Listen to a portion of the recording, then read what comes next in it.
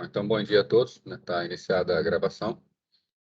Vamos dar início aqui, então. Vamos ver, então, dando continuidade ao nosso assunto e os protocolos de controle da internet. Você viu aqui que a internet tem uma série de protocolos, né? Isso aqui, né? E nós vimos a camada de transporte, né? E acabamos de ver a camada de rede, né? Vimos também a camada de aplicação, tá? Vimos algumas coisas, né? Vimos que a camada de transporte faz uso da camada de rede. Então, camada de transporte, camada de rede. Camada de transporte faz uso aqui da camada de rede, né? Camada de transporte, primordialmente, nos protocolos TCP e UDP, o TCP orientado à conexão, o UDP sem conexão, né? E para isso eles usam o protocolo IP, né? O protocolo IP é o responsável por fazer a entrega entre sistemas finais, né? Então, ele consegue levar uma informação desde a máquina origem até a máquina destino, possivelmente passando por vários roteadores ao longo do caminho, né? Vimos que também que o TCP e o UDP utilizam direto IP, né?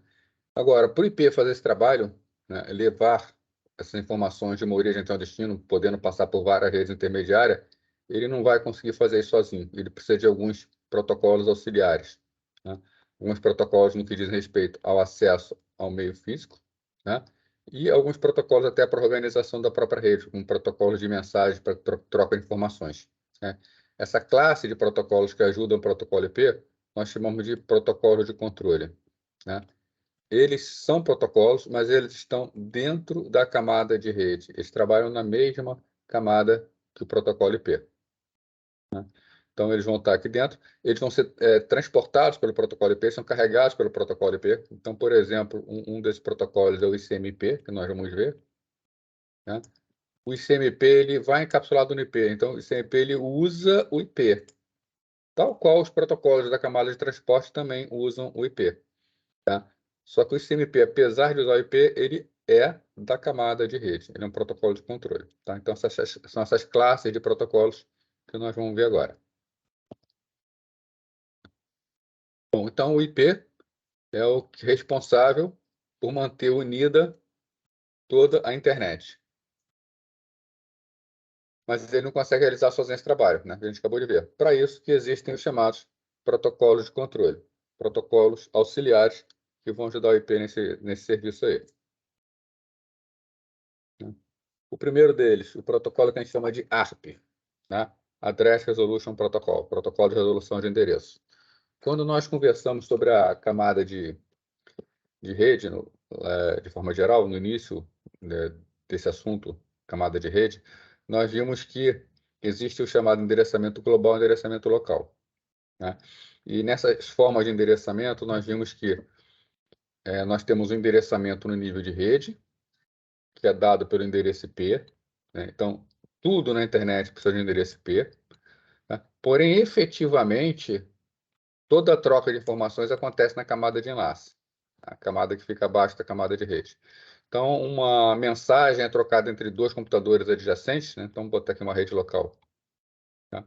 Uma rede local com várias máquinas, né? Claro que ainda tem a camada física aí embaixo, tá? Tem a camada física aqui embaixo da camada de enlace. Vou botar aqui enlace barra física, tá? O endereço IP de uma determinada máquina quer falar com uma máquina quer falar com outra máquina, né? Então, nós temos aqui uma máquina, tem suas camadas, ela vai querer falar com uma outra máquina, né? Para que isso aconteça, a máquina origem vai dar o endereço IP da máquina destino, né? Só que a transmissão efetivamente é controlada pela camada de enlace, pela camada física. O endereçamento utilizado aqui, né, para que as máquinas possam trocar informações no ambiente de rede local, é o endereçamento da camada de enlace, o endereçamento dado pela camada de enlace, que é diferente do endereçamento dado pela camada de rede, né? Camada de rede usa o endereço IP. Camada de enlace, né, por exemplo, redes Ethernet, redes Wi-Fi, utilizam o endereçamento que a gente chama de endereçamento MAC, que é diferente, tá? Tem formato diferente, tem tamanho diferente, né? Então, quando a máquina vai mandar uma mensagem para outra, efetivamente, quem faz o envio pelo nível físico é o nível de enlace. Mas a internet, ela conhece só endereço IP. A internet não conhece endereço enlace. Por outro lado, máquinas, placa de rede, só conhece endereço enlace, não conhece endereço IP. Então, como vai fazer essa transferência? Como uma máquina encontra outra, né? Como que se sabe que essa informação tem que ser enviada para a terceira máquina e não para essa outra máquina aqui, né? Fica a interrogação. Quem providencia isso é o protocolo que a gente conhece como ARP, né? Address Resolution Protocol. Então, na internet, cada hospedeiro possui um ou mais endereços IP. A gente viu que roteadores, por exemplo, podem ter mais endereço IP. Computadores também podem ter mais endereço IP, né? Os computadores podem ter mais de uma interface de rede. Mesmo uma única interface, ela pode ser configurada com mais de endereço, né? Tá? Porém, eles não podem ser usados diretamente para o envio de informações pela rede, né? Endereço IP é endereço virtual, endereço criado pela camada de rede, né? A placa de rede, ela trabalha com endereços físicos da camada de enlace. Ela não reconhece endereço IP, né? Então não tem como enviar. Então a gente precisa encontrar uma forma de fazer o mapeamento dos endereços de rede nos endereços de enlace, né? A gente já viu que isso pode ser feito por resolução direta ou por um protocolo de mapeamento. A resolução direta depende muito da tecnologia. Como o endereço IP é feito para trabalhar qualquer tipo de tecnologia, a internet é feito para trabalhar qualquer tipo de tecnologia, não pode ser dependente dessa tecnologia. Então, a internet utiliza o que a gente chama de protocolo de resolução, no caso, o ARP, né? Então, no ambiente de rede, como é feito esse controle, né? Então, para descobrir o endereço de enlace destinatário, né, é enviado um pacote por difusão perguntando a quem pertence o endereço IP tal, né? Então, na verdade, a máquina origem, ela só possui o endereço IP, mas ela precisa mandar para o endereço MAC. Então, ela faz essa pergunta aqui para toda a rede, tá? Então, é feita uma difusão a gente já viu, a mensagem é enviada para todo mundo na rede local. Então, ela difunde pela rede local uma pergunta: a quem pertence o endereço IP? Essa pergunta vai chegar na máquina de destino e a máquina de destino vai responder com o endereço de enlace dela, né? Com isso, né, o hospedeiro destinatário responde com o endereço de enlace e aí a máquina de origem já está sabendo o endereço de enlace destinatário. Aí ela pode efetivamente fazer a transmissão para aquela máquina. O protocolo que faz essa pergunta e obtém essa resposta é o ARP, que está definida na RFC 826. Tá? Então, pelo próprio número, a gente vê que é um protocolo bastante antigo, já que é um número baixo de RFC. Graficamente está aqui, né? No ambiente de rede, nós temos uma máquina aqui, 926.801, 926.802, 926.803. A transmissão tem que acontecer da 01 para 03. Da primeira máquina para a terceira máquina. Mas como ela vai descobrir, né? Já que no nível físico tem que ser pelo endereço MAC. O endereço MAC está aqui, ó, 3 completamente diferentes. Como a máquina 1 descobre o endereço MAC na máquina 3? Ela manda uma pergunta por difusão, então a pergunta chega para todo mundo na rede local, né? Chega para todas as máquinas. Tá? Então, de 192.168.01 para o 926.03. Porém, efetivamente, lá no nível de enlace, ela bota o endereço origem, bota o MAC dela. O endereço destino, coloca o endereço MAC FFFFFFFFF. Esse é o endereço de difusão de redes locais. Tá? Então, isso chega para todo mundo. Só quem vai responder vai ser a máquina destino. Né? Essa máquina aqui, ela recebe essa informação, a ver, não sou eu. Como não é ela, ela não responde. Essa máquina que recebe, sou eu. Então, como é ela responde. Quando ela responde, ela bota a resposta ARP. Então, ela bota D 192.168.03, ela se identifica, é a máquina que foi perguntada. Preenche o endereço MAC dela aqui, mandando para o 192.168.01. E ela já tem o endereço MAC do 192.168.01, porque já que foi na requisição, ela já sabe para quem tem que responder. Repara que a pergunta foi para todo mundo. A resposta é diretamente para quem perguntou. Né? Com isso, a máquina aqui aprendeu para quem vai enviar. Né? Então, são possíveis aqui algumas otimizações para tornar o ARP mais eficaz. Né? Por exemplo, depois que uma máquina executa o ARP, ela armazena o resultado em cache. Né? Ela quer fazer isso aqui para enviar uma mensagem. Isso aqui é só para obter o endereço da máquina 3 aqui. Depois disso, ela vai enviar o dado para a máquina 3.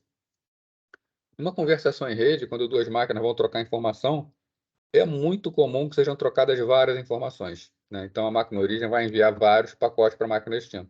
Ela não vai fazer isso a todo momento, tá? Ela vai guardar essa informação das últimas conexões, né? Inclusive, deixa eu pegar aqui, né? Na minha máquina aqui, abrir o prompt aqui, né? Então, por exemplo, numa máquina Windows, eu dou o comando aqui, arp-v. Desculpa, cada operacional diferente, arp-a. O arp-a mostra todos os mapeamentos, né? Então, aqui na minha máquina, no caso, ela tem dois endereços IPs, 92.1.114 e 92.1.50.51, tá? Ela já fez esses mapeamentos aqui todos. Então, ela sabe, por exemplo, que o endereço IP 192.1.801 é esse MAC aqui. O endereço IP 192.1.803 é esse MAC aqui. Tá? Então, ela já fez esses mapeamentos, ela guardou em cache. Daqui para frente, toda vez que ela precisar mandar para esse endereço IP aqui, ela vai utilizar o mesmo MAC. Tá? Então, fica guardado em cache. Tá? As máquinas, quando realizam ARP, elas guardam a informação para poder reutilizar no futuro. Então, voltando aqui, né?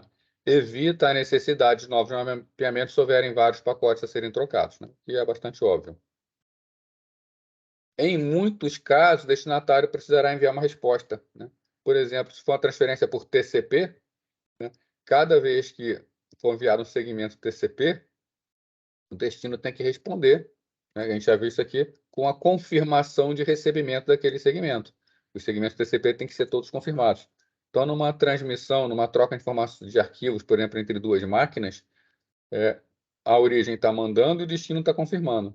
Então, também é necessário que haja um mapeamento, né, do destinatário para o remetente. Então, um novo mapeamento aqui pode ser evitado fazendo com que o destinatário inclua em sua tabela de mapeamento o endereço enlace transmissor. Ou seja, né, quando essa máquina aqui faz uma pergunta para o destinatário responde, ele já guarda também a informação da origem. Ele faz esse mapeamento também. O 92.680.1 possui esse endereço MAC. Porque muito provavelmente no futuro ele vai precisar responder para esse cara aqui. Então ele já guarda a informação para que ele não precise fazer um mapeamento extra.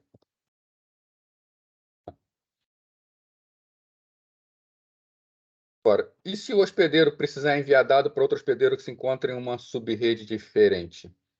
Tá? A gente viu aqui que o funcionamento é por difusão. Então, você está no ambiente local, né? Você tem as máquinas no ambiente local, essas máquinas perguntam o AP por difusão. Agora, quando tem um roteador no meio, ligando duas redes? Né? Quando essa máquina que faz uma solicitação ARP, a solicitação ARP chega nessa máquina, a solicitação ARP chega nessa máquina, e a solicitação ARP também chega no roteador.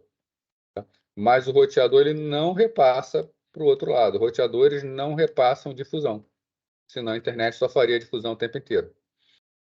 Se essa máquina aqui quer mandar para uma máquina que está noutra rede do outro lado do roteador, tá? Como seria? Tá? Então, nesse caso, não pode fazer o envio diretamente. Né? Como funciona na internet, então? Essa máquina ela tem que enviar primeiro para o roteador. Então, o ARP ele vai ser feito localmente para descobrir o endereço do roteador. Depois é que o roteador faz o repasse. Né? Serão feitos duas vezes. Na verdade, isso vai ser feito mais uma vez para cada roteador ao longo do caminho. Né? Então, poderá ser necessário que o ARP seja utilizado mais de uma vez ao longo do caminho. Né? Estão vendo aqui novamente. Né? Se for, por exemplo, envio do 13 para o 11, a máquina 13 para a máquina 11. Tá? É envio local. Então, como é envio local, o que é a máquina 3? Ela pergunta quem possui o endereço P192.8.0.11. A máquina 92.8.0 responde, eu, bota o endereço MAC dela, possui o endereço P192.8.0.11. Tá? E repara o seguinte aqui. Tá? Aqui a gente está vendo os encapsulamentos todos. Então, esse protocolo em azul aqui, um pouquinho mais escuro, aqui, ó, é o protocolo IP. Tá? Ele tem o cabeçalho dele. Então, ele bota D192.180.13 para 192.168.0.11. Então, no nível do IP, ele coloca os cabeçalhos bonitinho com os endereços IPs. E dentro dele ele carrega os dados do IP, possivelmente o DP ou TCP. Né? Esse protocolo IP ele vai encapsulado num protocolo de nível de enlace. O nível de enlace também tem um cabeçalho onde ele coloca os endereços dele. Então ele bota D, endereço MAC origem, né? Final aqui DA2, para o endereço MAC do destino. Então, no nível de enlace, a transmissão vai acontecer efetivamente utilizando os endereços de enlace. Né? Bom, e se fosse o contrário? Passar para uma máquina noutra rede. Né? Quando a gente configura uma máquina, a gente precisa dar uma série de informações para ela. Tá? Que informações são essas? A gente já viu algumas delas aqui. Uma máquina tem que ter um endereço IP, ela já tem o endereço IP dela. Ela tem que ter uma máscara de rede para saber qual é a subrede dela. Né? Ela precisa ter o endereço de um roteador dela. Você tem que ser configurado para ela poder sair da rede. Então, aqui está indo o roteador dessa máquina, 192.168.0.1. Ela tem que mandar para o roteador. E tem também um servidor DNS que é responsável pela tradução de nomes em endereço IP. Tá? Nesse caso aqui, o servidor DNS, apesar de ser necessário, para o ARP ele não vai ser necessário, mas nós vamos utilizar esses outros três aqui. Bom, vamos lá. Nesse caso aqui, né, como vai funcionar? Primeira coisa que vai ser feito, a máquina origem, ela vai fazer uma conferência aqui. Ela vai ver que quem é o endereço de rede dela. O endereço de rede dela, ela tem a máquina 255.255.255.0. O endereço dela é 92.168.0.13. Então, o endereço de rede dessa máquina é 192.168.0.0. É só fazer um E bit a bit da máscara com o próprio endereço. Porém, ela está mandando para quem? Ela quer mandar para a rede 10.0.0.51. Se ela jogar esse endereço destinatário contra a própria máscara dela, ela vai descobrir que se fosse utilizar dessa máscara nesse endereço aqui, o endereço de rede seria 10.0.0.0. Então, nitidamente, são sub-redes diferentes. Né? De cara, só olhando, né, como o início é diferente, a gente já sabe que são sub-redes diferentes. Mas esse é o teste que a máquina faz. Ela joga a máscara de rede no endereço dela, descobre o endereço de rede dela, faz a mesma coisa com o endereço destinatário e vê que estão em sub-redes diferentes. Se estão em sub-redes diferentes, ela não pode enviar diretamente, ela tem que enviar por intermédio do roteador. Então, o envio dela, o primeiro passo do envio, apesar do nível de IP ser para a máquina 10.0.0.51, ela precisa fazer o envio no nível de enlace para o roteador. Quem é o roteador? O roteador é a máquina 192.168.0.1. Então, ela precisa enviar para 192.168.0.1 para que ele faça o reenvio depois. Então, ela faz a pergunta seguinte, ela quer mandar para o 10.0.0.51, mas tem que mandar para o roteador. Então, ela pergunta, quem possui o endereço IP 192.168.0.1? Aí o roteador responde, ele dá o endereço MAC dele, possui o endereço IP 192.168.0.1. Né? E aí a máquina, né, faz envio para o roteador.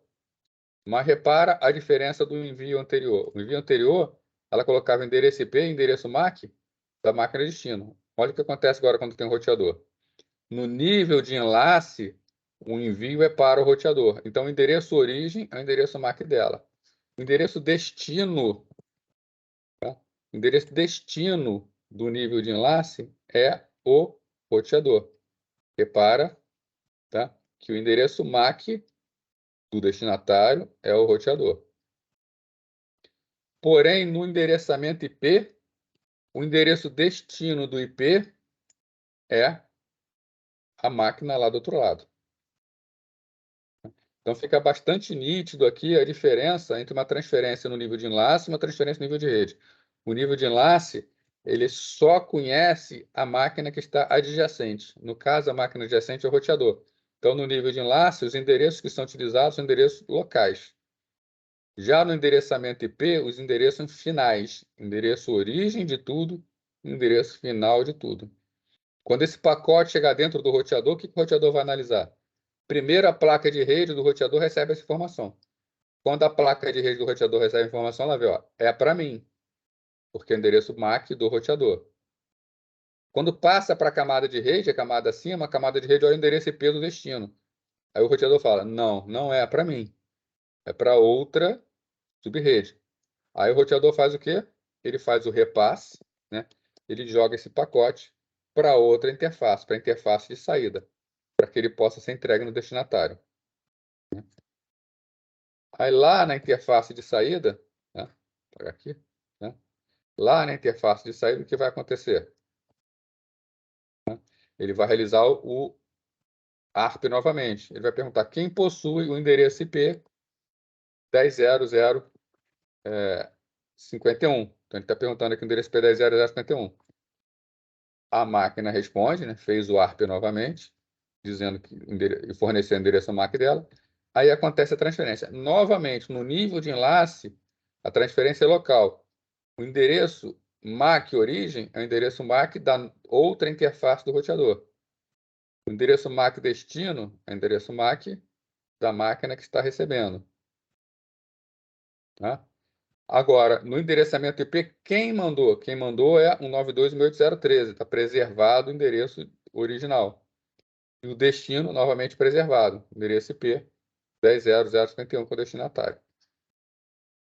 Se a gente compara as duas aqui, né?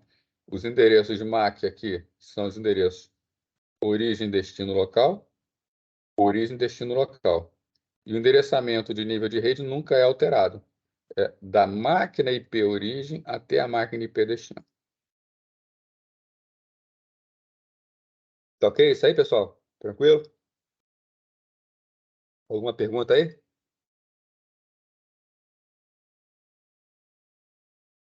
Bom, então vamos lá.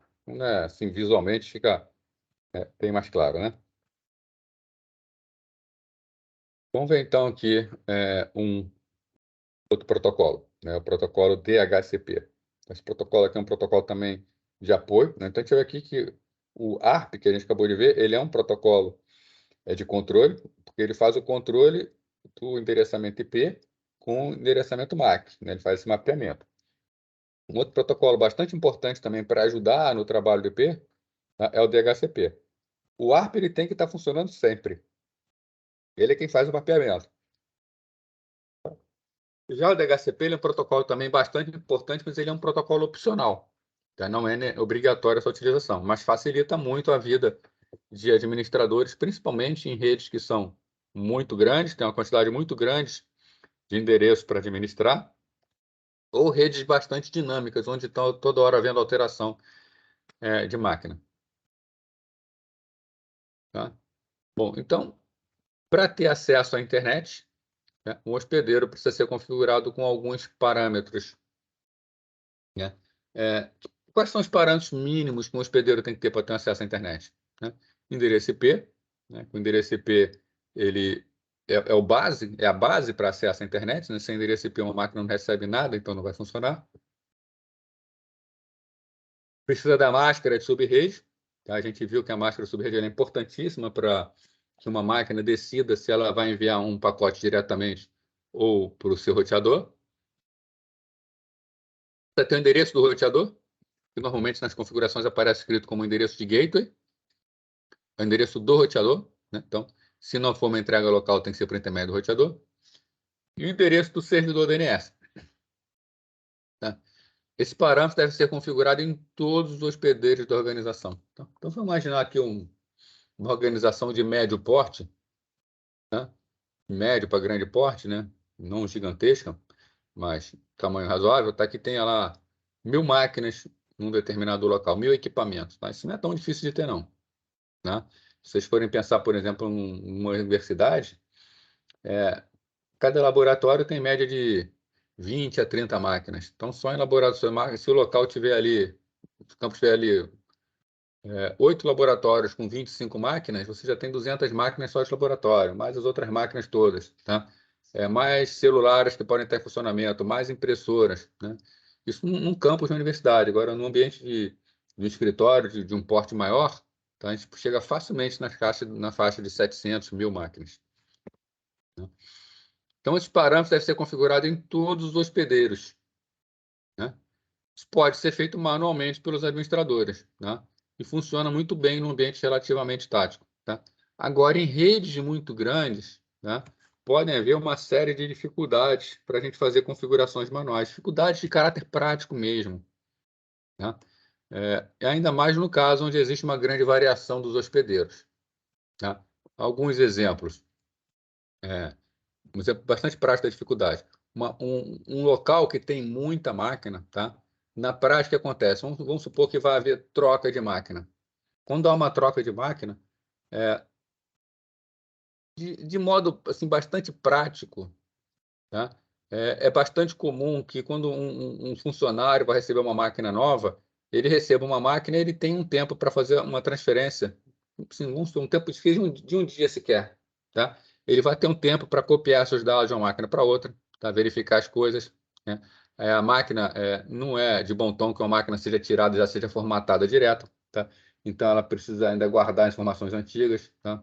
Questão de segurança mesmo, segurança de dados, tá? Para não haver perda de dados. Então, durante um tempo, essa máquina aí vai continuar com o endereço IP antigo dela, né? Quando vai chegar a hora de tirar esse endereço IP dessa máquina e passar para outra máquina? Tá? Quando esse IP vai se tornar disponível? Então, precisa um controle sofisticado que muitas das organizações não têm às vezes, né? E isso daí pode levar a uma degradação do uso de endereçamentos, né? Às vezes tem endereço de uma máquina que não está mais em uso, o pessoal de TI não sabe que essa máquina não está mais em uso, tá? E esse endereço está perdido. E às vezes está se lutando contra a falta de endereço IP, fazendo remanejamento de endereço IP, enquanto tem endereço perdido, né? Ou então no ambiente, por exemplo, de um shopping, onde você chega com o seu celular. Você chega no shopping, você se conecta à rede do shopping ou de um hotel, você recebe o endereço IP. Imagina se o administrador desse local tivesse que ficar cadastrando todo mundo que chega, né? Na própria casa da gente também. E a gente vai usar nosso celular, ou então chega uma visita, quer usar a rede, ter que configurar no celular dessa pessoa todos os parâmetros de rede, né? Então, normalmente, em rede, se utiliza o protocolo DHCP como protocolo de apoio. O DHCP ele vai fornecer essas informações aqui todas de forma automatizada, né? Sem que seja necessário a gente configurar cada máquina. Assim, no primeiro exemplo, onde nós temos um local onde tem uma grande variedade de máquinas, quando uma máquina nova chega, ela recebe o DHCP automaticamente. Quando uma máquina antiga sai, o protocolo DHCP vai perceber que essa máquina não usa mais esse endereço e vai disponibilizar esse endereço para uma outra máquina. Então, a gente não tem a perda daquele endereço. Tá? Fica muito mais fácil o reaproveitamento, né? No ambiente variável, então, né, você chega num shopping com seu celular, conecta a rede Wi-Fi e recebe o endereço IP. Você vai embora e você vai ficar disponível para outro. O DHCP automaticamente repassa esse endereço IP para um próximo cliente, tá? Então, é um controle muito mais fácil e os administradores ficam livres dessa carga. Então, para facilitar a distribuição, tá, de endereços IPs, né, faltou um D aqui.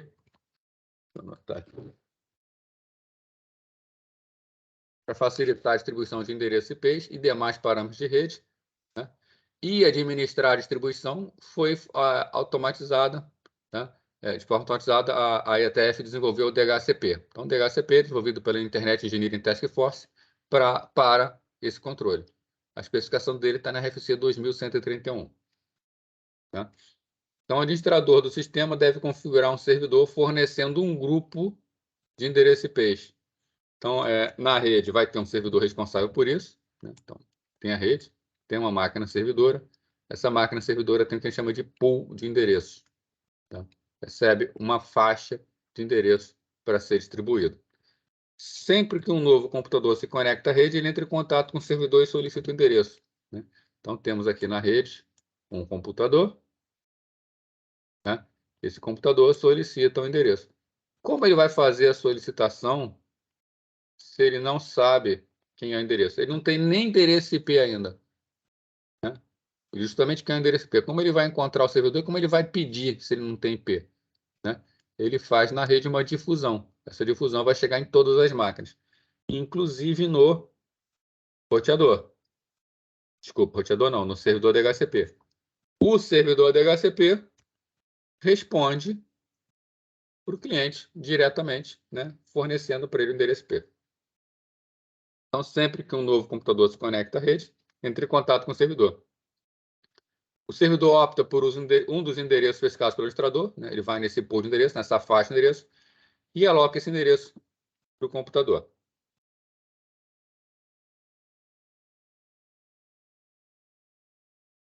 De modo geral, o DHCP permite 3 tipos de atribuição de endereço. A primeira delas a gente chama configuração manual. Tá? Na configuração manual, o administrador especifica o endereço que cada hospedeiro receberá quando se conecta à rede. Tá? Antes de explicar isso tudo aqui, deixa eu contar um pouco de história do DHCP. Tá? A gente viu o protocolo ARP. Né? A gente acabou de ver agora um pouco o protocolo ARP. Né? O que o protocolo ARP faz? Um protocolo ARP, uma máquina fornece na rede o endereço MAC, desculpa, o endereço IP que ela quer receber, né? Isso no ARP. O ARP ele fornece o endereço IP do destinatário e ele pergunta qual é o endereço MAC. Né? Então, a função do ARP é, dado o endereço IP, descobrir o endereço MAC de uma máquina. Né? O primeiro passo para fazer essa configuração automática foi a criação de um protocolo chamado HARP. O HARP, né? ARP é Address Resolution Protocol. Tá? O HARP, o R na frente é reverso, tá? Reverso. Ele faz o contrário. O HARP, ele fornece o endereço MAC, endereço da placa de rede, e com isso ele obtém um endereço IP. Então, uma máquina, ela pode dar o endereço MAC e saber perguntar quem é o endereço IP, né? Fazer o mapeamento que é o contrário do ARP. Isso ele foi criado para quando uma máquina que não possui endereço IP, quando ela inicializa, ela joga na rede o endereço MAC dela. E aí respondem para ela com o endereço IP dela. Então, a máquina, no passado, utilizava o HARP para obter apenas endereço IP, não mais parâmetros. Mas isso era pouco, tá? O endereço IP só era... o HARP fazia com que a máquina funcionasse apenas no ambiente de rede local, porque ela precisava de mais informações, não bastava só IP, ela precisava ainda da mágica, precisava do endereço do gateway, endereço do servidor DNS. Então, criou-se um protocolo que foi chamado BootIP. No BootIP, o BootIP ele é configurado tal qual o ARP é configurado, né, com um tabelão. E nesse tabelão a gente configura, bota o endereço MAC das máquinas, endereço MAC, e uma série de parâmetros, endereço IP, né, endereço máscara de subrede, endereço do roteador, né, demais informações. Então, quando as máquinas utilizavam BootIP, elas mandavam o endereço MAC delas pela rede, né? O BootIP consultava na tabela o endereço MAC cadastrado e fornecia essas informações para a máquina. Né? É um mapeamento totalmente estático. É basicamente a mesma coisa que uma configuração manual nas máquinas, só que a configuração é toda colocada no servidor, né? No caso, o servidor BootIP. Tá? O DHCP ele é uma evolução do BootIP. Né? Então, baseado no ARP, veio o HARP, o HARP evoluiu para o BootIP e o BootIP evoluiu para o DHCP. Né? Esse comportamento aqui, configuração manual, é herdado do BootIP. Era assim que o BootIP funcionava. Né? Então, o administrador especifica o endereço de cada hospedeiro que receberá quando se conectar à rede. Tá? Ele monta uma tabela com o endereço MAC de todo mundo e configura os parâmetros. Isso é a configuração manual. Tá? Vamos pular a automática rapidinho e vamos falar da dinâmica, depois a gente volta na automática. Na configuração dinâmica, o servidor fica emprestado o endereço ao hospedeiro por tempo limitado. Então, não é preciso configurar essas tabelas aqui com essas informações. Esse empréstimo é feito automaticamente. Então, sempre que é feita uma solicitação, tá? O servidor vai dar esse endereçamento, esse endereço. Quando o hospedeiro não estiver mais utilizando o endereço, ele poderá ser alocado a outro hospedeiro. Então, enquanto na configuração manual, cada endereço fica restrito, cada endereço IP fica atrelado ao endereço MAC, na configuração dinâmica não existe essa forma, né, de atrelar os endereços. É feito dinamicamente, independentemente do endereço MAC. Então, vai ser sempre emprestado o endereçamento IP. E a configuração automática, né? A configuração automática ela fica no meio do caminho entre a manual e a dinâmica. Funciona da seguinte maneira: quando uma máquina entra pela primeira vez na rede, é dado para ela o endereço aleatório escolhido do pool. Só que depois que ela recebe esse endereço pela primeira vez, esse endereço que foi dado para ela é registrado numa tabela. Daí por diante, toda vez que a máquina entrar, novamente ela vai receber sempre o mesmo endereço IP. Então, a configuração automática é uma forma de montar a configuração manual, só que quem monta é o próprio servidor, conforme são feitas as conexões. Tá? Na prática, né, no mundo real, o que a gente vê são essas duas configurações aqui, né? Configuração dinâmica ou configuração manual. E elas não são excludentes, você pode ter as duas ao mesmo tempo. Tá? Se você tem uma determinada máquina que você quer que tenha sempre o mesmo endereço IP, por exemplo, uma impressora de rede, você quer que essa impressora receba sempre o mesmo endereço IP, já que você de vez em quando tem que entrar nela, então você quer saber o endereço dela. Tá? Então é interessante que uma impressora tenha sempre o mesmo endereço IP. Você faz uma configuração manual para as impressoras.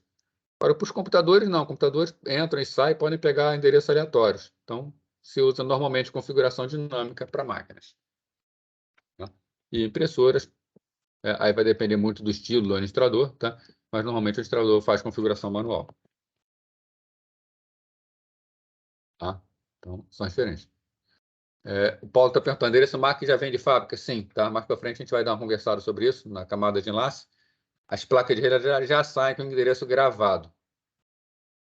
Tá?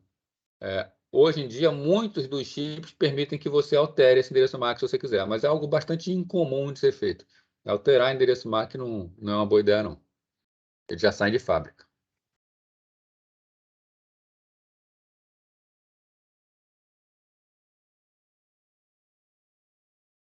Então, o servidor DHCP ele empresta o endereço para o hospedeiro por um período de tempo. Quando a alocação terminar, o cliente deve renovar ou cancelar seu uso. Bom, então, o DHCP ele não especifica a quantidade de tempo para o período de alocação. Tá? Olha, quando fala o DHCP, a gente está falando da norma do DHCP. Ela não vem dizendo o protocolo, a norma não fala por quanto tempo tem que ser emprestado. Isso é um parâmetro que vai ser configurado pelo administrador. Né? Máquinas Windows, por exemplo, o padrão do servidor Windows, tá, é 8 dias, bastante tempo. Tá? Então, quando uma máquina recebe o endereço IP, fica reservada para ela por 8 dias. Tá? Para um ambiente relativamente estático, de um escritório, tá? Onde as máquinas mudam muito raramente, isso aqui está beleza, sem grandes dificuldades. Tá? Agora, imagina, por exemplo, num shopping, onde você entra com vários equipamentos que vão ficar lá durante poucas horas. Se você der para cada celular que entra no shopping se ele conecta o Wi-Fi 8 dias de endereço IP, você pode também acabar com a sua faixa rapidinho. Então, administradores de redes são muito dinâmicas, onde as coisas mudam muito rapidamente, obviamente diminuem esse tempo aqui, tá? Para um tempo bastante razoável, tipo 1 hora, 2 horas. Né? E a troca de informações do protocolo de DHCP também é muito pouca. Né? Então, não tem problema, é muito problema baixar esse prazo, tá? Esse período de tempo que pode ficar alocado. Né? Então, o protocolo permite que o cliente solicite um tempo de alocação específico, né? Então, o administrador configura um tempo, mas o cliente também pode falar, eu quero ficar por tanto tempo. Se o tempo que o cliente está pedindo é menor que o tempo concedido pelo administrador, beleza, aquele tempo é concedido. Se o cliente está pedindo um tempo maior, aí não. Aí o protocolo vai limitar ao máximo que foi que o administrador configurou. O servidor vai informar o cliente quanto tempo foi concedido. Então, isso aqui é uma máquina de estados do protocolo DHCP. Essa máquina de estados é toda no cliente, tá? O servidor ele não se preocupa com esses estados. Tá? Quando uma máquina é ligada e ela precisa se conectar, tá? Ou então quando você chega, por exemplo, com seu celular ou notebook num local e quer se conectar a uma rede Wi-Fi, toda a negociação se inicia no estado chamado inicializa. Então, o cliente ele está no estado inicializa, ele não tem informação nenhuma. O que o cliente faz? Ele manda para a rede, tal que está em azul aqui, são as mensagens trocadas. uma mensagem chamada DHCP Discover. Ele faz uma difusão na rede local, manda para todo mundo. Tá? E todos os equipamentos da rede local recebem essa informação DHCP Discover. É bastante comum que a gente tenha mais de um servidor DHCP. Tá?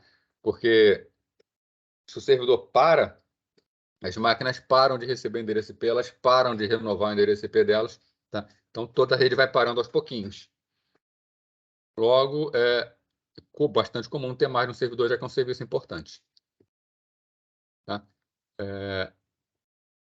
E quando ela manda o DHCP Discover, ela vai para um estado chamado seleciona. Como nós temos vários servidores podem responder. Né? O servidor responde fazendo uma oferta. Né? Então, os servidores recebem a mensagem e enviam para os clientes uma mensagem chamada DHCP oferta, né? Oferta de DHCP.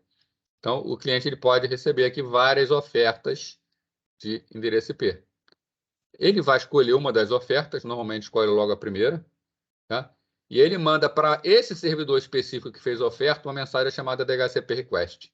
Então, primeiro ele descobre os servidores, depois ele descobriu o servidor, ele faz a requisição para aquele servidor. Aí ele vai para um estado chamado solicita, onde ele fez a solicitação e ele está aguardando. Né? Aqui vai ser imediato, né? Porque se o servidor ofereceu e o cliente pediu aquilo que o servidor ofereceu, o servidor responde com uma mensagem DHCP-ACK. Né? Com essa mensagem DHCP-ACK, né? O cliente recebe, ganha endereço IP, ganha máscara, ganha tudo, todas as informações que ele precisa, e ele passa para um estado chamado limite. Né? Então, recebeu a resposta DHCP-ACK, foi para o estado limite. Esse estado limite é o estado normal de operação. Tá? Enquanto a máquina está conectada à rede, está utilizando o endereço IP dado por DHCP, ela está nesse estado, que é o estado limite.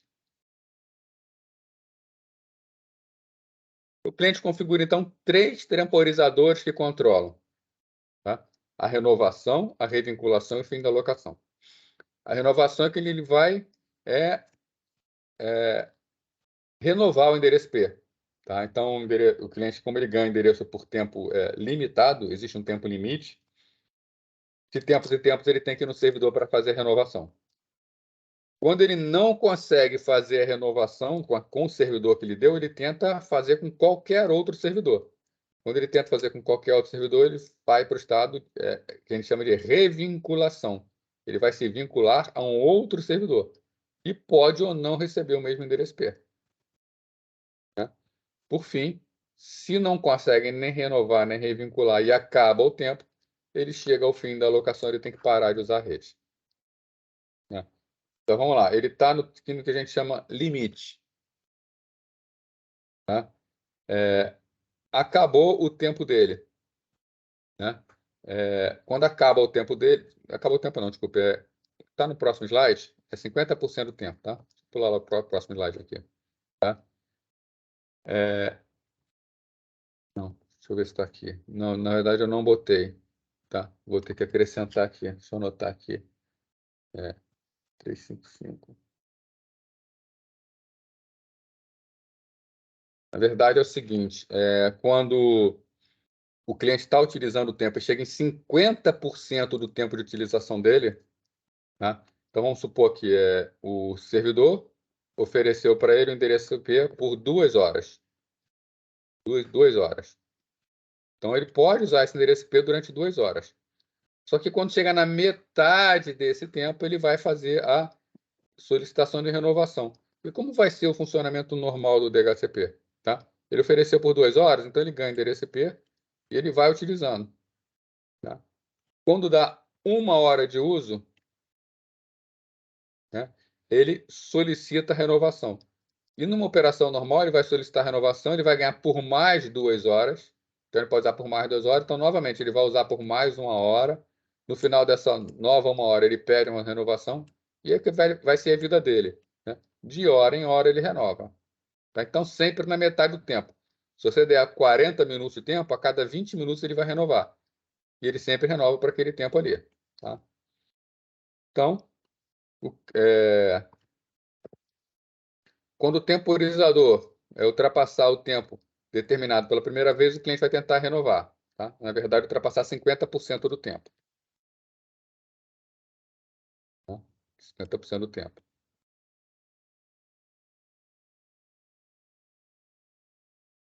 E ele vai para o estado renova. Então, o cliente no estado renova, o que ele faz? Ele manda um novo DHCP request, a mesma mensagem que ele mandou para o servidor originalmente.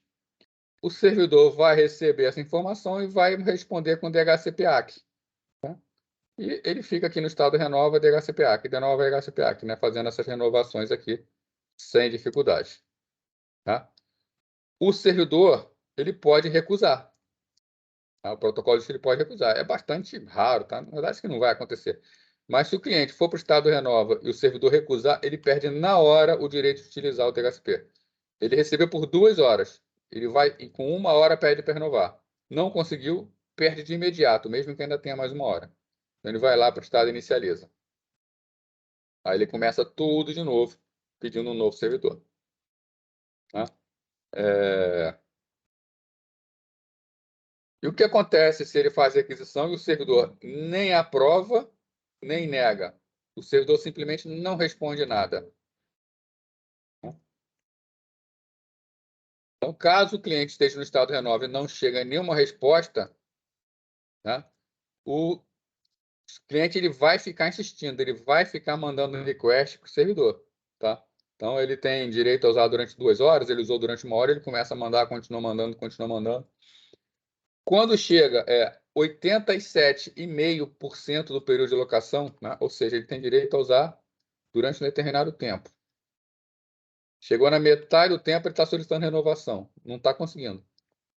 87,5% do tempo, ele está tentando novamente. Não conseguiu.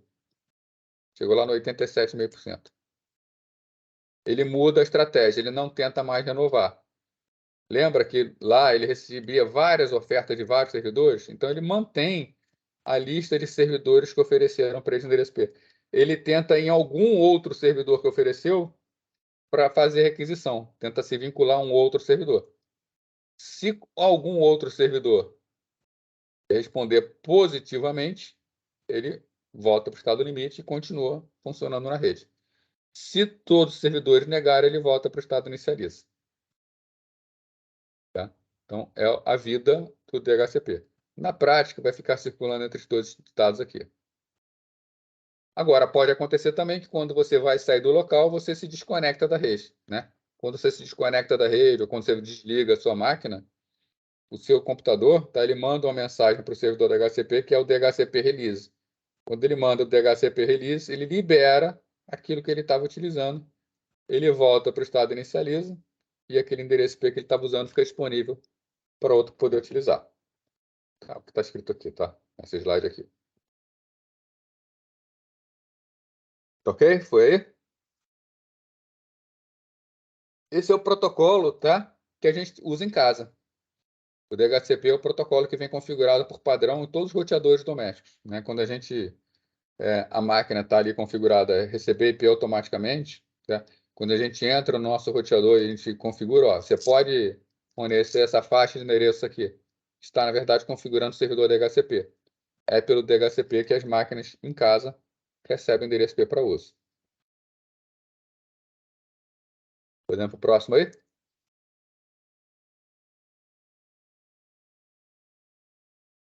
Então vamos lá. ICMP, tá? Internet Control Message Protocol. Então, esse aqui é um outro protocolo de controle. Esse aqui já é voltado para mensagens entre hospedeiros. Muito usado por roteadores. Tá? Então, durante o tráfego de informações pela rede, podem ocorrer erros ou situações anormais que precisam ser de conhecimento dos hospedeiros. Tá? Então, com o ICMP, os hospedeiros conseguem enviar mensagens de controle e erros para outros hospedeiros. Né? Uma situação onde talvez seja necessário enviar mensagem de controle e erro. Tá? Você está aqui no computador, você tem um computador, você está ligado a um roteador, e você mandou um pacote pela internet. Esse roteador passa para um outro roteador e vai passando entre roteadores. Aí chega num determinado roteador, esse roteador ele não tem como rotear essa mensagem, tá com algum erro, caiu um enlace, tá, ou seja, é impossível mandar a mensagem por alguma razão. Esse roteador ele vai informar ao hospedeiro. O IP não prevê isso. Né? O IP é comunicação fim a fim. O IP é comunicação dessa máquina com a máquina destino, né? Que passaria pelos roteadores e chegaria nela. Quem troca informações IP são máquinas origem e destino. Porém, teve um erro no meio do caminho, e esse erro precisa ser informado à origem. Tá? Quem vai enviar esse erro à origem não é o destino, é um roteador intermediário. Né? Então, ele o faz por intermédio do protocolo ICMP. ICMP é Internet Control Message Protocol, né? Protocolo de mensagem de controle da internet. Então, o erro sempre é reportado ao sistema que originou o datagrama. Nesse caso aqui, essa máquina origem mandou o datagrama. Quando teve um erro, esse roteador ele não informa ao roteador, ele informa a origem. O ICMP também inclui um mecanismo de envio e resposta, né, que é chamado echo, para testar quando um destino é alcançável ou não. Por exemplo, o comando ping. Né? Se a gente vai lá no computador, né, e dá aquele comando, né, que acho que muitos de vocês devem conhecer, né? Por exemplo, você quer saber se a máquina 8888 está no ar, que é o servidor DNS do Google. Vou dar um ping no Google, né? Ping www.google.com para saber se a máquina é atingível. Né? Então ele dispara e ele obtém a resposta. Né? No caso aqui, endereçamento IP versão 6. Tá? Foi e voltou. A gente pode também dar um ping no endereçamento IPv4, né? Por exemplo, o endereço do Google IPv4. Tá? Vai a ida e a resposta. Cada envio desse, cada resposta dessa, tá? Do que o ping faz para testar a acessibilidade da rede, é mandado e recebido pelo DHCP, desculpa, pelo ICMP. Tá? Então, é o ICMP que está sendo utilizado. Uma mensagem ICMP é carregada dentro de um datagrama IP. Tá? Então, é o IP que carrega o ICMP. O ICMP ele é definido na RFC 792.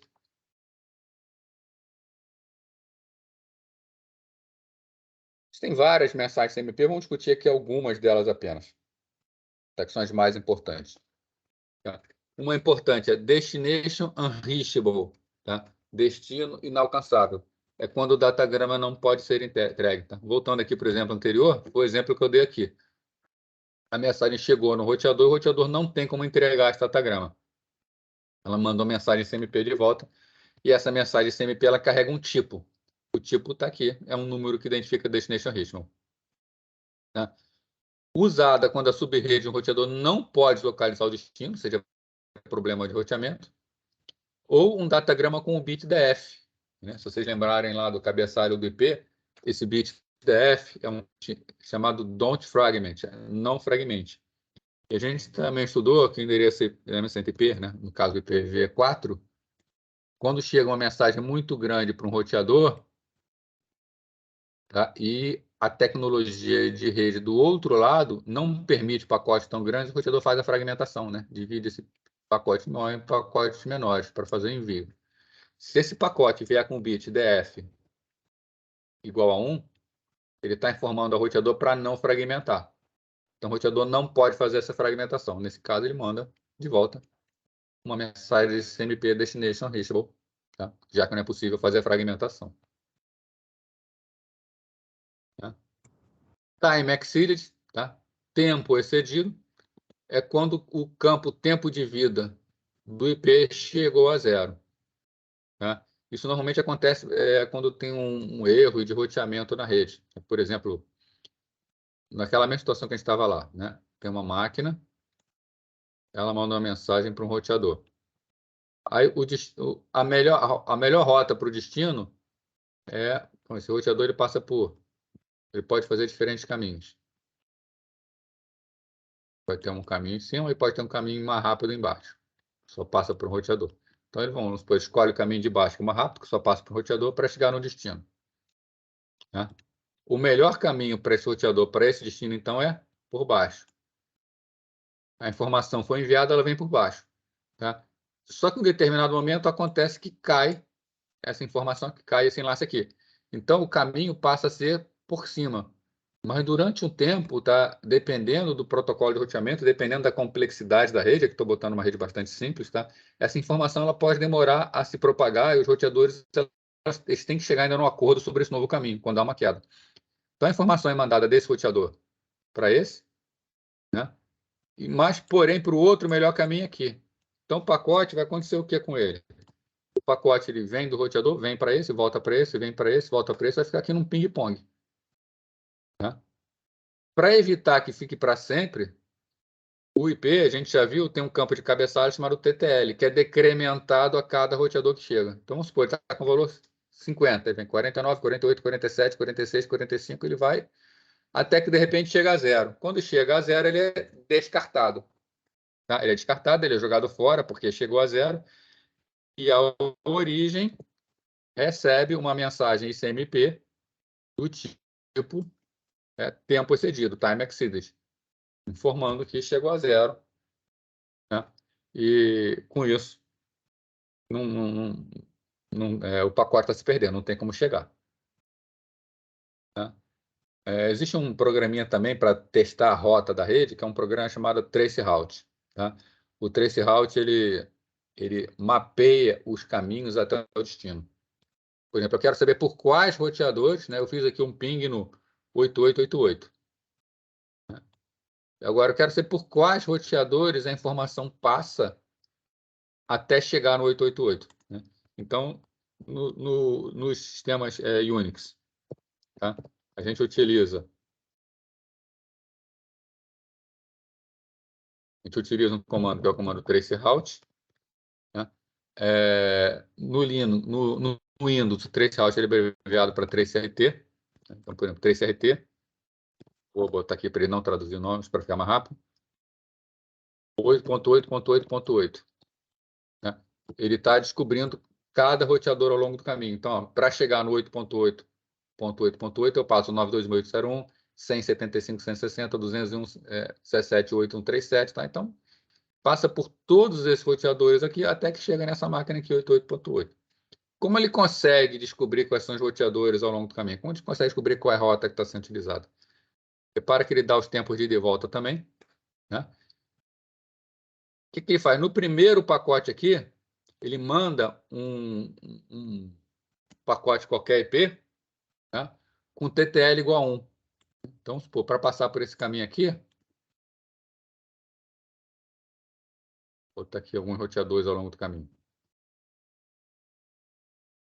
Então, eu quero fazer o mapeamento até o destino.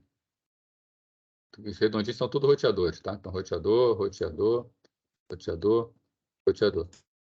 E eu estou no computador aqui nessa rede e eu quero testar o caminho até aquele destino. Tá? O traceroute ele faz o quê? Ele manda um primeiro pacote com TTL igual a 1. Né? Então, um campo TTL igual a 1. Quando ele chega no primeiro roteador, ele é decrementado, chega a zero. Quando chega igual a zero, ele manda de volta uma mensagem time exceeded. Então, quando chega esse MP, ele sabe, opa, já descobriu o endereço desse roteador, porque foi ele que mandou. Depois ele manda pacote com TTL igual a 2. Quando ele manda pacote com TTL igual a 2, o que vai acontecer? O primeiro roteador decrementa para 1, quando chegar no segundo roteador, chega a 0. O segundo roteador manda a mensagem e descobre o endereço IP do segundo roteador. E aí por aí vai. Para descobrir o terceiro, ele manda o TTL igual a 3. Para descobrir o quarto, ele manda o TTL igual a 4. Né? Então ele sai mandando, sai incrementando. A cada novo envio, ele incrementa o TTL e descobre sempre o endereço do próximo roteador. Né? É um artifício que o traceroute utiliza para descobrir o caminho. Né? Um outro tipo de mensagem CMP é a mensagem do tipo parameter problem, né? Problema de parâmetro. É quando é descoberto um campo de cabeçalho inválido. Tá? Isso aí normalmente indica problema no software IP. Né? Alguma coisa está errada e que os roteadores não estão se entendendo, o transmissor e o receptor não estão se entendendo. Né? É o tipo de erro que não é para acontecer. Então, é quando o destinatário não reconhece alguma coisa no cabeçalho. Source Quench, redução de origem, né? É conhecido como pacote regulador, utilizado para ajustar os hospedeiros que estejam enviando pacote demais a fim de controlar o congestionamento da rede. A gente já discutiu aqui controle de congestionamento e a gente viu que o controle de congestionamento ele é feito pelo TCP. Tá? O TCP ele que é o encarregado, ele faz um excelente controle de congestionamento na internet. E que o DP ele não faz controle nenhum de congestionamento. O IP ele auxilia um pouquinho, tá? Não é o melhor dos mundos, mas ele dá uma auxiliada nesse controle de congestionamento. Tá? O que acontece com ele? Vamos supor que a gente tem um determinado roteador aqui. Esse roteador ele tem uma determinada linha de saída que está muito congestionada. Tá? Você tem, por exemplo, 3 linhas entrando com muitas informações, todas elas para a mesma linha de saída. Então, está começando a formar filas aqui na saída do roteador. Se esse problema ficar sério, o IP ele vai entrar em ação, o TCP ele vai entrar em ação, né? Então a fila está aumentando, está começando a provocar atraso. O TCP ele vai entrar em ação para evitar o congestionamento. Só que o IP, quando o roteador ele percebe que a situação está começando a ficar crítica, tá? Antes que seja necessário o controle de congestionamento, esse roteador aqui ele começa a enviar para as origens informações, ó, do pacote CMP do tipo source sequence. Ainda não é um erro, tá? Não temos problemas ainda na rede. Problema já temos, a fila está aumentando, mas não temos ainda perda de pacote. Então ela começa a mandar para todas as origens informações do tipo source sequence, do tipo, ó, dá uma segurada, porque a coisa aqui está complicando. Se for um protocolo bem comportado, a origem vai chegar e vai começar a dar uma segurada na transmissão, vai diminuir a sua taxa, tá? Vai mandar mais devagarzinho e vai começar a dar aliviada. Ela vai começar a parar de receber esse pacote. Tá? Então, o source sequence ele dá uma ajuda na rede e conforme, como vai ser o comportamento? Conforme as máquinas origem recebem pacotes source sequence de um determinado destino, elas vão diminuir a taxa de envio para aquele destino. Também, conforme ela para de receber essa informação, ela volta, ela recomeça a mandar com uma taxa maior. Então, fica flutuando a taxa de transmissão, né, conforme ela recebe ou não recebe esse pacote source sequence. Então, também enviado pelo ICMP dentro de um pacote IP.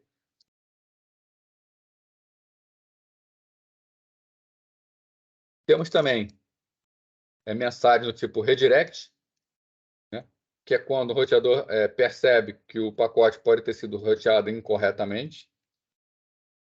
Tá?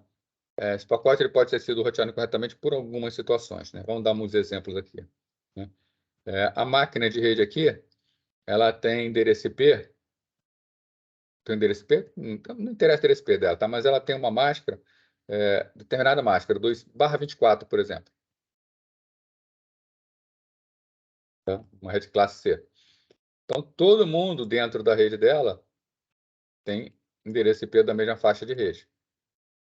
E tem um roteador aqui. E alguém, na hora de configurar uma máquina, configura errado. Em vez de botar /24, sem querer botou na máquina /28, por exemplo.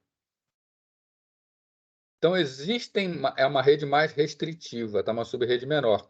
Então, podem existir máquinas, por exemplo, que estão na rede dela, mas que estão com endereços que, pela rede /28, estaria fora. Né? Estaria fora. Então, essa máquina acha que tem que mandar pelo roteador. Era para mandar direto. Mas como está configurado com máscara errada, ela acha que é para mandar pelo roteador. Então, ela vai e manda para o roteador. O que o roteador faz? O roteador ele vai encaminhar. Só que ele recebeu essa informação por essa porta, ele manda para o destino pela mesma porta. Só que, repara, o roteador não tem que receber e mandar pela mesma porta. Então, o que ele faz? Além de fazer o encaminhamento, que obviamente ele vai fazer, tá? Ele manda uma mensagem CMP do tipo redirect que fala, ô, meu irmão, você pode mandar direto para ela. Então, ele faz um redirect, manda direto para essa máquina aqui que vai chegar lá. Então, essa máquina que está com a máscara errada, quando recebe o redirect, ela passa a mandar diretamente, ao invés de mandar pelo roteador. Então, o roteador acerta o esquema de roteamento dessa máquina. Só que, de vez em quando, ela novamente vai mandar para ele, vai ter que acertar novamente. Tá? Resolver de vez, só vai resolver quando o administrador vier aqui e consertar essa máscara. Tá? E alguém vai ter que perceber. Tá? O roteador, ninguém vai... A rede ela vai se virar sozinha, tá? Mas alguém tem que ir lá acertar depois. Uma outra situação pode acontecer, tá? É uma situação incomum também, mas não, acho que existe, tá? É uma rede. A gente sempre tem desenhado aqui rede com roteador dando a saída, tá? Mas essa rede ela pode ter mais de um roteador nela. Ligado. Tá? E uma máquina, ela pode estar configurada mais de um roteador também.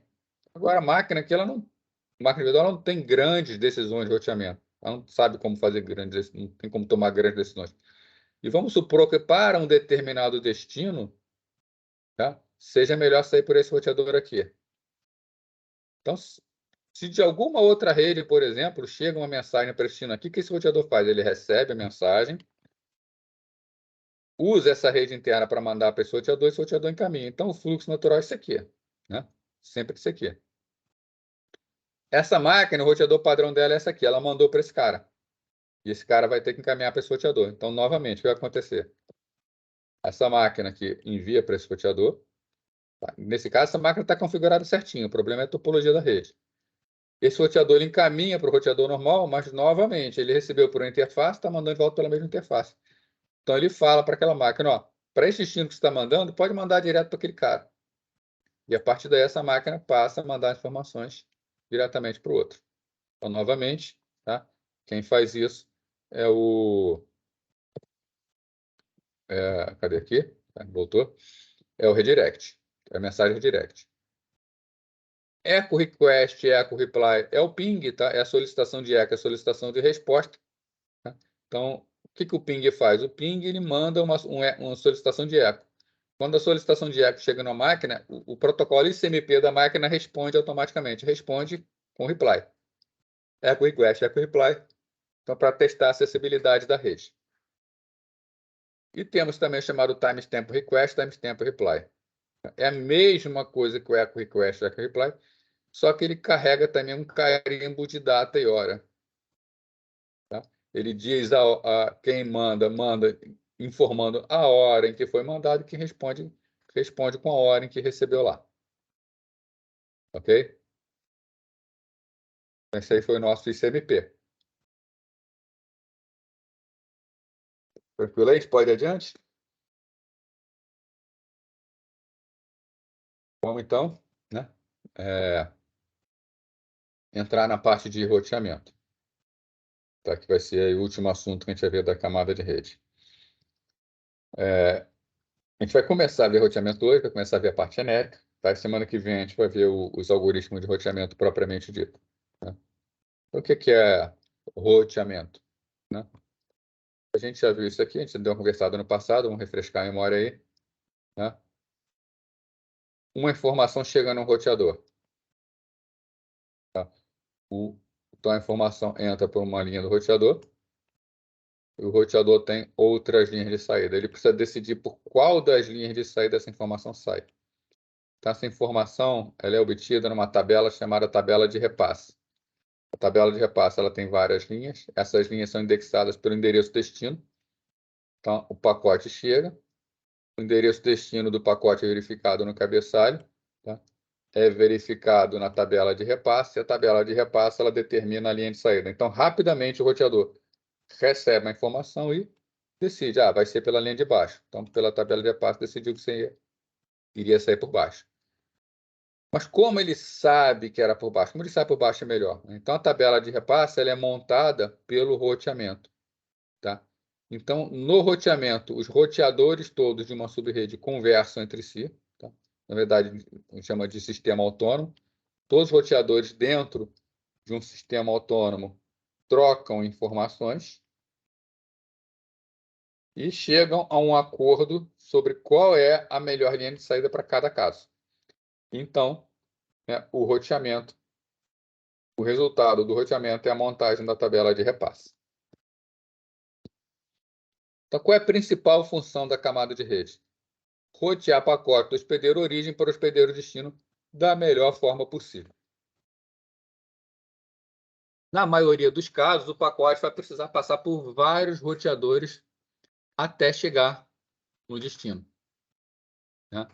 O algoritmo de roteamento, então, é a parte do software da camada de rede que é responsável pela decisão sobre qual linha de saída vai ser utilizada na transmissão do pacote que entra. Ele é o responsável por essa decisão. Quem toma essa decisão, quem efetivamente vai tomar no momento, vai ser o repasse. Mas o algoritmo de roteamento que vai dizer o que o repasse tem que fazer. Então, em uma rede de datagramas, essa decisão deverá ser tomada para todos os pacotes de dados recebidos. Tá? Em rede de circuito virtual, a gente já viu isso aqui, tá? As decisões de roteamento são tomadas somente quando o circuito virtual estiver sendo estabelecido. Depois disso vai ser estabelecido o circuito virtual, todos os pacotes vão seguir o mesmo caminho. Então, a gente já discutiu esse assunto aí. Vamos ver aqui, princípio da otimização.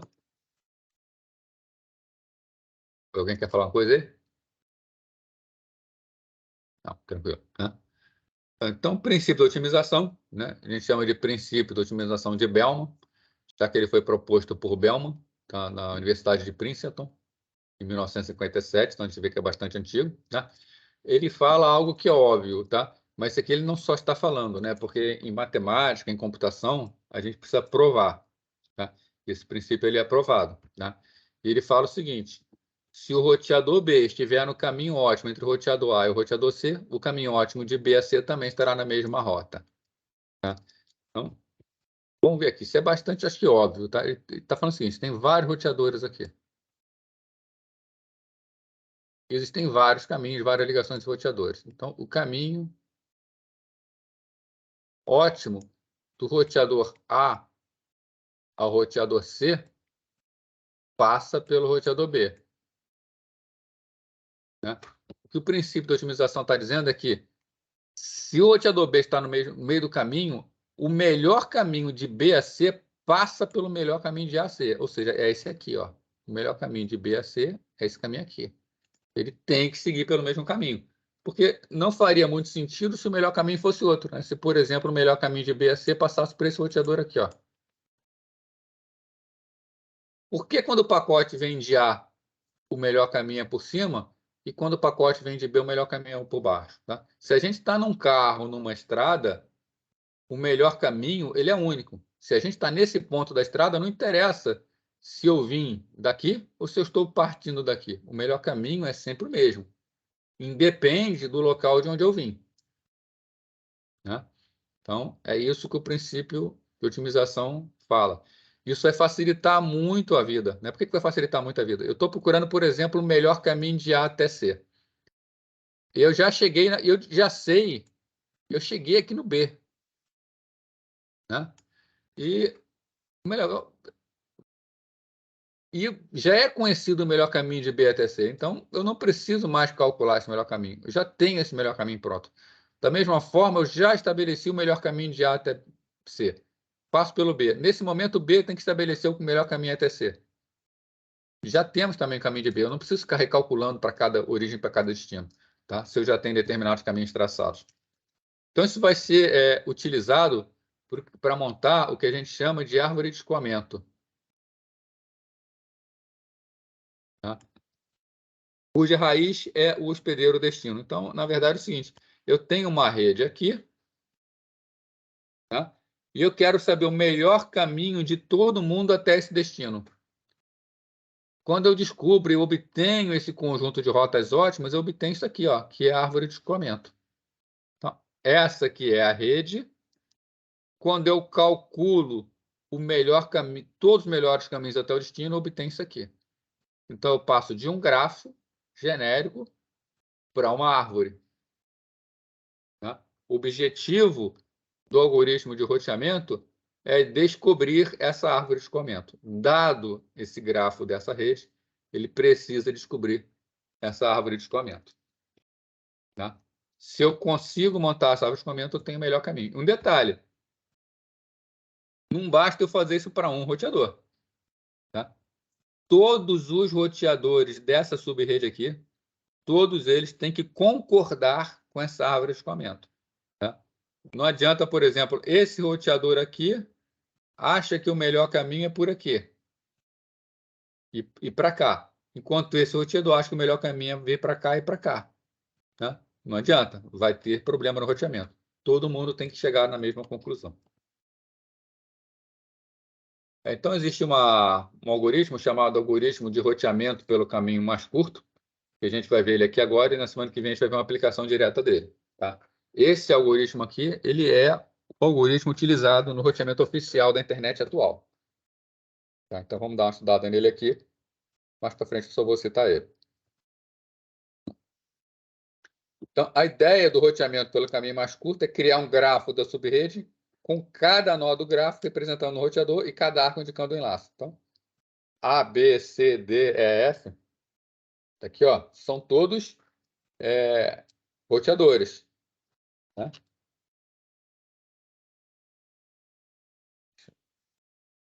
Tá? São todos roteadores.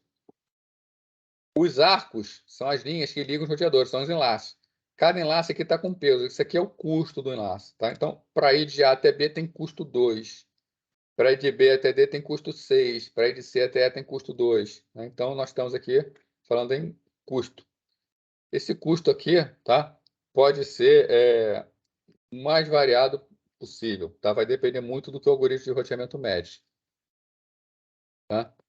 Então, para escolher uma rota entre um determinado par de roteadores, deve encontrar o caminho mais curto no gráfico. Tá? Alguns critérios: quantidade de saltos. Né?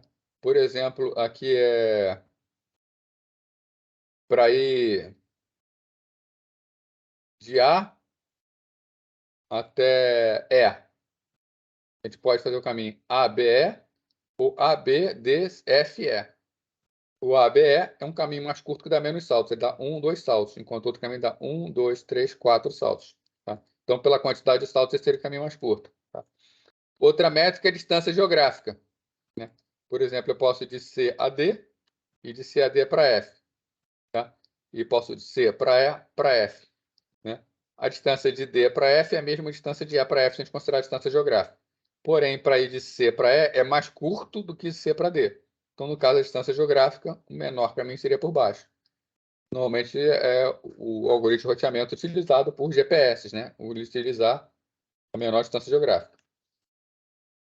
Outra unidade métrica é baseada no tráfego dos enlaces. Tá? Os enlaces que estão mais sobrecarregados têm um custo maior.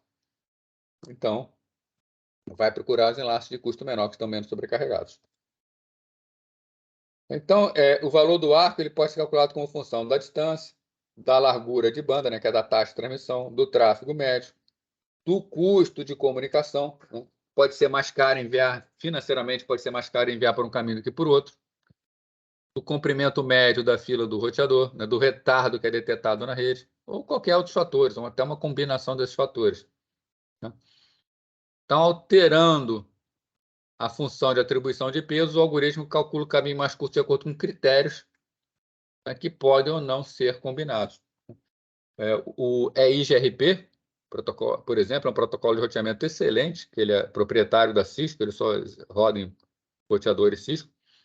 Ele faz uma combinação de vários parâmetros para escolher o melhor caminho. Ele dá pesos, tá? Ele mede vários parâmetros e ele julga o melhor caminho de acordo com vários parâmetros diferentes. Existem diversos algoritmos para o caminho mais curto. Tá? Em 1959, desculpa, em 1959, um cara chamado Dijkstra, tá? Fez uma proposta de um algoritmo que é fácil de ser implementado, ele é fácil de ser entendido, ele é fácil de ser implementado. Tá? Então, é um algoritmo que ele é normalmente utilizado por roteadores. Né? Nesse algoritmo, cada roteador armazena sua menor distância até a origem e o caminho a ser seguido. Tá? Ou seja, então eu vou calcular uma árvore de cometa até uma origem, todos os roteadores vão armazenar, tá, o caminho e a menor distância. Quando é inicializada a rede, tá, não tem caminho. Então, o algoritmo, no início, não conhece caminho nenhum. Tá? Vou ler aqui e depois vou mostrar para vocês o funcionamento disso aqui. Tá? Conforme o algoritmo progride, os caminhos vão sendo encontrados. Tá? No final, tá, para obter a árvore de escoamento, basta seguir o caminho marcado. Tá? Então, vamos entender isso aqui. Tá? Vamos fazer graficamente para entender isso aqui. Então, essa aqui é a rede que eu tenho. Tá? É a minha rede. Eu quero descobrir todos os melhores caminhos até A. Então, A é o destino. Né? E eu tenho as medições da rede. Eu sei que de A até B tem custo 2, de A até C tem custo 5, de B até E tem custo 2. Então, o que eu tenho? Se eu estou partindo da informação de A, eu tenho A, eu sei que custa 2 para E até B, e eu sei que custa 5 para E até C. Tá? Então, qual é o melhor caminho, por enquanto, para ir de B até A? Para ir de B até A, o melhor caminho é diretamente para A, com custo 2. Né? Então, ele marcou aqui, para ir de B até A, o custo é 2, indo diretamente para A. Da mesma forma, eu tenho que o custo de C é 5, já que A está ligado diretamente a C, e C custa 5 para E até A. A é marcado com é marcado, então a gente vê que está mais escuro aqui. A já está resolvido, né? E eu tenho agora, quem eu tenho conhecido? Eu tenho reconhecido B e tenho conhecido C. Eu preciso decidir entre B e C agora, né? Eu tenho que continuar o meu algoritmo entre B e C. Como B tem o menor custo dentre os conhecidos, eu vou fazer o de B. O que aconteceu agora na situação de B? Então, escolhi B. De B, ele tem ligação direta com D, né? O B se liga com D e se liga com E. Tá? Então, eu vou medir agora D e E. D, entre B e D, o custo é 6. Como o custo é 6, para ir até A, vai custar quanto? Vai custar os 2 que custa de B para ir até A, mais o 6 da rede. Então, D chega em A com custo 8. Tá? Então, o custo para D chegar até A é 8, passando por B. Tá? E o outro vai ser o E. Analogamente, custa 2, né, para passar por B, custa 2 para chegar até B. Então, para E chegar até A, o melhor caminho é ir por B, custando 4. Né? Então, nesse momento agora, nós temos os caminhos conhecidos de C, de D e de E. Tem que continuar até que todos os nós estejam visitados, todos os nós sejam marcados. Como o B foi resolvido, o B está marcado aqui, com escurinho.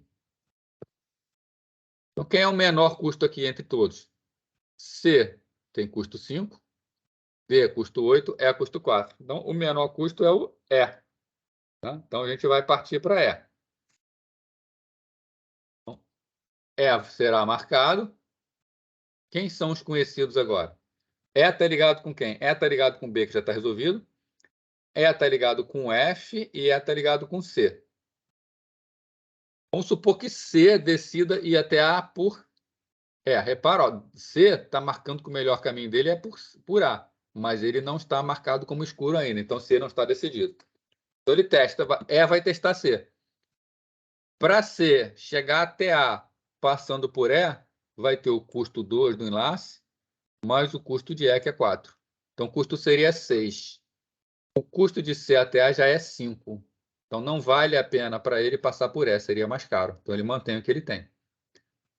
Né? E faz a proposta para F. E custa 4 para chegar até E, custa mais 4 para chegar até F. Então F custa 8. Então o caminho de F até A passa por E com custo 8. E E está resolvido. Sobrou agora para resolver o C, o D e o F. Quem tem o menor deles? O menor deles é o C. Então a gente parte por C. Então C é marcado e ele verifica os que estão ligados a ele. No caso, o único que está ligado a ele que não está resolvido ainda é o D. E ele vê. O C custa 2 para chegar até D e custa 5 para chegar até A. Então, se D resolve passar por C para chegar até A, o custo dele será 7. O custo anterior era 8. Né? Então, o novo custo vale a pena, porque o novo custo é menor que o anterior. Então, anteriormente, D estava marcado que o melhor caminho era por B. Agora não, ele vai mudar. O melhor caminho é por C com custo 7. Né? Com isso, a gente resolveu o problema aqui do C. Entre D e E, o menor é o D. Então, o D é calculado aqui. Né? O único que ele pode oferecer é para F. 7 mais 3, 10. 10 é maior que 8, então F continua o caminho por E. Por fim, agora, o último que restou F é marcado. Então, a gente obtém aqui. Né? Quais são os melhores caminhos? O melhor caminho de B até A é diretamente. Então, é esse caminho aqui, ó, direto. Qual o melhor caminho de C até A? Direto também. Né? Qual o melhor caminho de D? O melhor caminho de D é passando por C. Então, o melhor caminho de D é esse aqui, ó, é por baixo. Qual o melhor caminho de E? O melhor caminho de E é passando por B, então por cima. Qual o melhor caminho de F? Passando por E, por baixo. Então, no final, essa foi a árvore de escoamento que foi montada.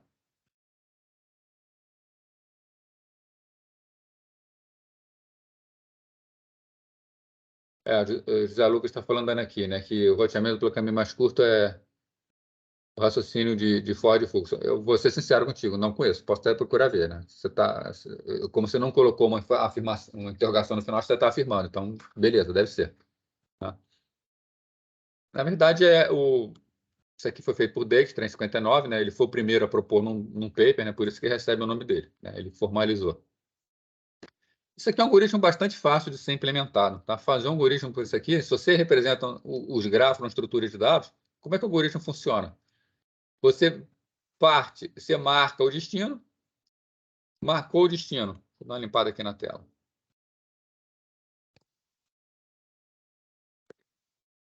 Você marcou o destino. Você verifica os laterais, bota eles como já tendo sido visitados aqui, e aí você vê sempre os últimos que foram marcados, você vê, de todo mundo que já está aqui, que já tem alguma coisa, quem é que tem o menor valor? Ah, quem tem o menor valor é esse. Então, vê os vizinhos dele, vê quem tem o menor valor, tá?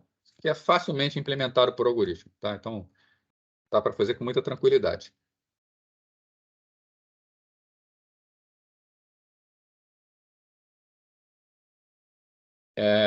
Algoritmo de roteamento, tá? Vamos começar a falar sobre os algoritmos, aí semana que vem a gente efetivamente entra no detalhe de cada um. Né? Então, os algoritmos de roteamento, eles são executados pelos roteadores de uma subrede para que sejam criadas tabelas de repasso dos roteadores. Então, no ambiente de subrede, tá? No que a gente chama de sistema autônomo, então tem um sistema com vários roteadores dentro, todos esses roteadores eles vão executar o algoritmo de roteamento para descobrir essas tabelas de repasse. Então, para isso ocorrer, eles precisam trocar informações sobre o estado da rede e concordarem com a árvore de escoamento. Então, todos eles têm que trocar informações, todos eles têm que chegar à conclusão da mesma árvore. Tá? O importante é o seguinte, algoritmos de roteamento diferentes podem levar a diferentes árvores de escoamento, porque eles vão calcular por métodos diferentes. Então, é obrigatório que no ambiente subrede, né, no ambiente de um sistema autônomo, todos os roteadores executem exatamente o mesmo algoritmo de roteamento. A gente não pode misturar o algoritmo de roteamento, tá? Senão vamos ter árvores diferentes e não vai funcionar. Né? Agora, esses algoritmos podem ser agrupados em algoritmos não adaptativos e adaptativos. Tá? Aqui, vou fazer uma mudança. Tá? Os algoritmos adaptativos, está começando pelos adaptativos, eles mudam as decisões de roteamento para refletir mudança na topologia ou no tráfego da rede. Então, o que esses algoritmos fazem? Eles estão olhando o tempo inteiro a rede, aconteceu alguma mudança na rede, né? Por exemplo, esse arco aqui, ele tinha um peso 2. De repente, teve alguma mudança na rede, por alguma razão, em vez de 2, esse arco vale 8. Isso vai impactar no roteamento da rede. Ou então, até mesmo esse enlace caiu. Né? Então, a rede vai recalcular todo o roteamento, tá? De forma que os novos caminhos sejam de conhecimento de todos os roteadores. Isso é o que a gente chama de roteamento dinâmico. Tá? Qualquer mudança na rede, automaticamente os roteadores vão perceber. Já os não adaptativos é conhecido como roteamento estático. Tá? Eles não baseiam suas decisões de roteamento em estimativa, tráfego, topologia atual.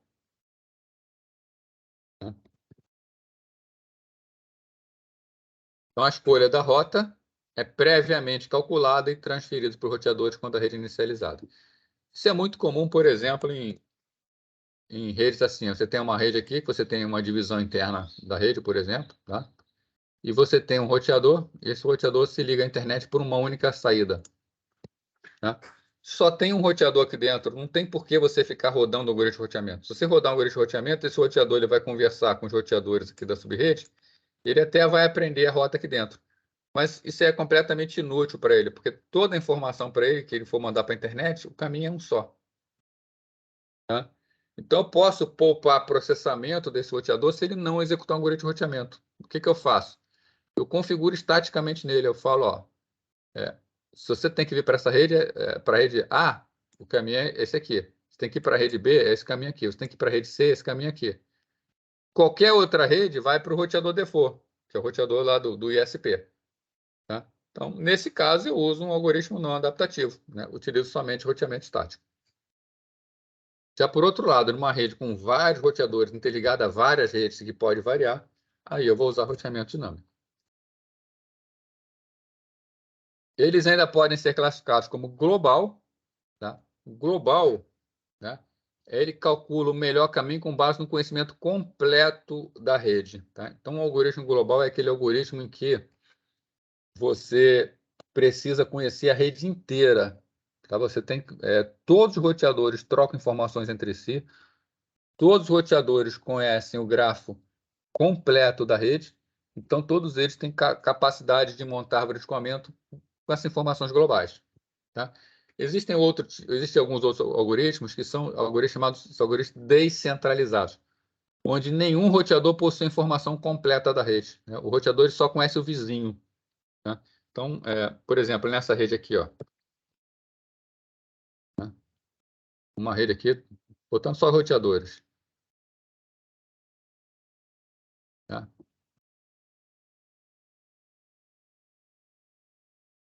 No algoritmo global, nosso roteador aqui, ele sabe da existência de todos os outros roteadores, ele sabe a situação de cada enlace, e com isso ele consegue calcular a informação de toda a rede.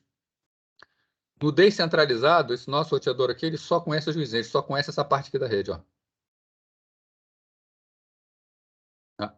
Ele só conhece os roteadores com quais ele fala. Ele até sabe que existe alguma coisa para o lado de cá, mas ele não conhece, ele não tem detalhes.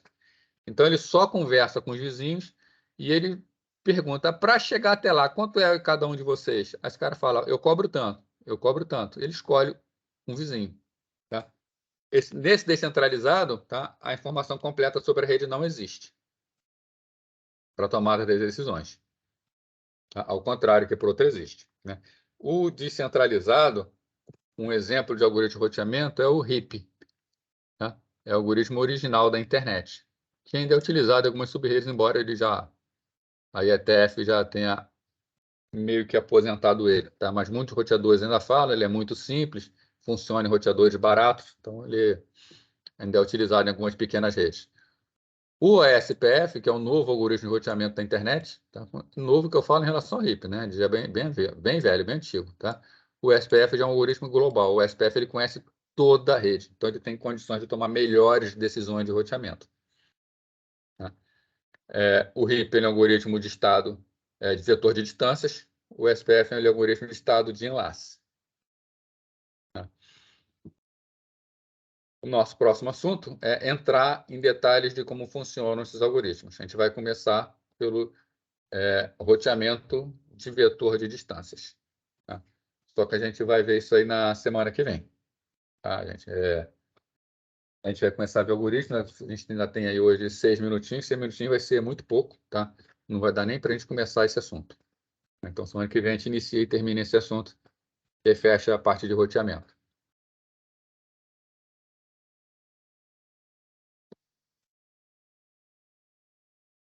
Eu vou puxar aqui uma listagem.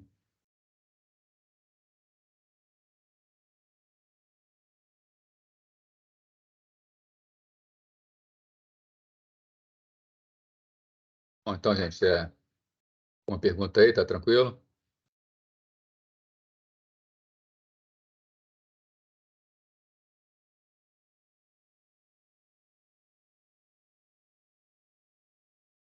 Bom, então não tem pergunta nenhuma aí, tá? Fazer aquele esquema, eu vou continuar aqui se alguém quiser falar mais uma coisa, né? Para encerrar aqui a gravação.